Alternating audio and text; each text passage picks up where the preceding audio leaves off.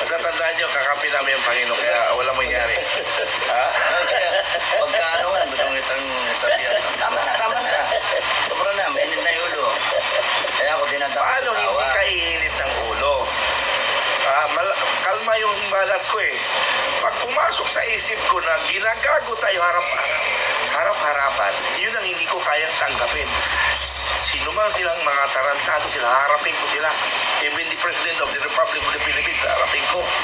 Kasi nga, karapatan natin magsalita dahil pinaupo lang natin sila bilang mamuno sa ating bansa, anti-caretaker. General Torre, pakikontempt na nga. Nick, i-contempt mo na ito. Yan nga, yung, alam mo, nung nagkamayan mga kami. Nagkamayan kami.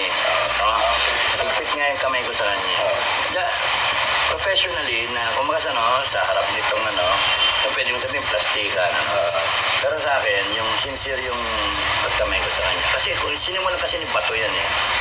Na yung treat him as a professional. Yung banat ni Bato eh. Yung kamayan na, bababay na. Umalis bigla eh. Gusto ko pang kausapin siya.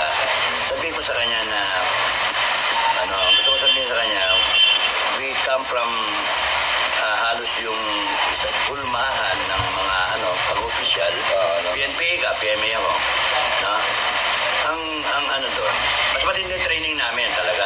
No doubt about it. Ngayon yung mga follower niyan, sinasabi, daw ako, yung tae, shit, no? Wala akong alam, yung gano'n. Yan nakala nyo. Dali mo kaming dalawa, kung sino mabuhay, sa gitna ng bundok. Sinabi ko na, challenge po kay General Torino sa KJC. Dalawa lang kami. Magdala sa mahaba, pwesto lang ako. Sasabihin ko nga sa kanya, sana na yung we come from yung one family, no? You can call it that, one clan. A clan of military or police professionals, no?